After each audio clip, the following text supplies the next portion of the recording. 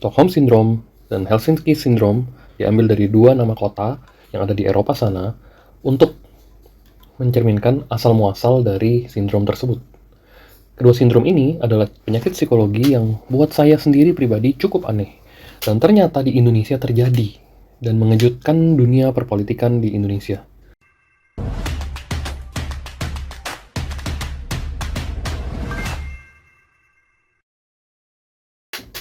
Pada kesempatan kali ini kita akan membahas tentang psikologi dan gangguannya yang terjadi kepada orang-orang yang mengidapnya.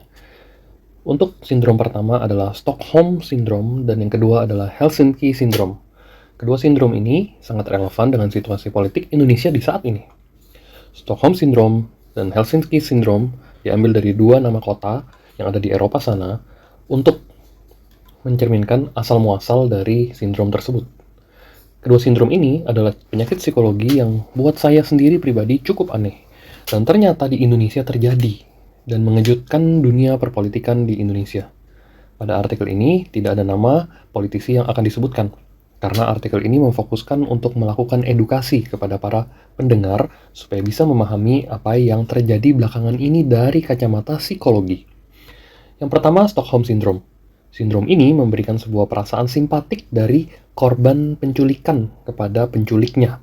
Secara psikologi bisa dikatakan bahwa hal ini merupakan mekanisme pertahanan natural yang terjadi pada seorang yang diculik terhadap penculiknya. Perasaan simpati ini mendadak muncul di alam bawah sadar sebagai mekanisme pertahanan tubuh dan pertahanan naluri yang memberikan sebuah indikasi bahwa mereka ini harus bertahan hidup di lingkungan di mana penculik ada dan berkuasa di sana. Mekanisme pertahanan ini terjadi karena sang korban antara takut mati atau takut dianiaya lagi atau diperlakukan secara mengerikan oleh penculiknya. Karena biasanya orang yang menculik melakukan tindakan-tindakan kekerasan, baik fisik maupun verbal. Ini yang menakutkan. Kalau di Indonesia, pernah terjadi sepanjang pemerintahan Orde Baru, para orang-orang yang bersifat oposisi diculik. Mahasiswa juga ada yang mengaku disetrum alat kelaminnya dan disuruh mengaku sesuatu yang tidak pernah dibuatnya. Kaki dan tangannya diikat di kursi, diinterogasi, ketika ketiduran dibangunkan dengan paksa, dan mereka dihina-hina dengan kalimat-kalimat cuci otak atau indoktrinasi ala-ala Orde Baru saat itu.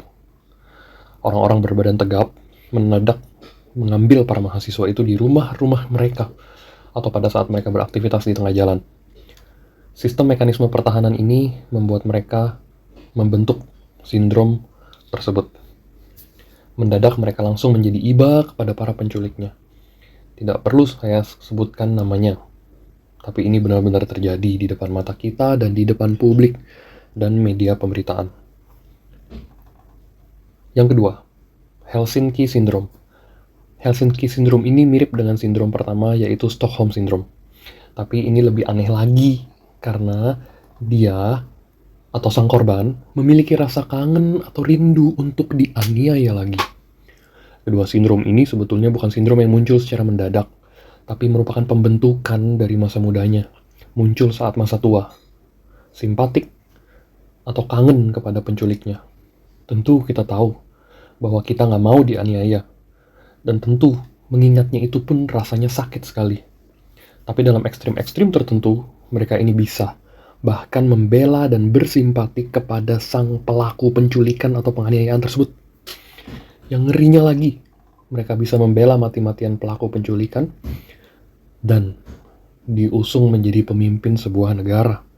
Betapa mengerikannya, bukan? Saya sendiri merupakan salah satu orang yang mengalami kesulitan dalam kejadian Mei 98, apalagi waktu kuliah. Saat kuliah, saya merasa terancam karena keberadaan mereka sangat nyata dan ada di sekeliling kita. Menunggangi pemerintahan saat itu untuk mengekang kebebasan berpendapat.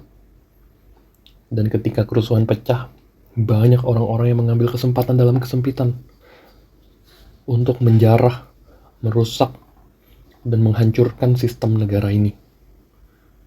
Dan mereka kecewa karena mereka gagal mempertahankan Orde Baru. Akhirnya reformasi muncul. Ratusan orang harus mati, dan saya begitu merasa ketakutan Saya sempat bersimpati kepada orang-orang macam ini karena mereka dianggap sebagai korban dari komando sang pimpinan Orde Baru.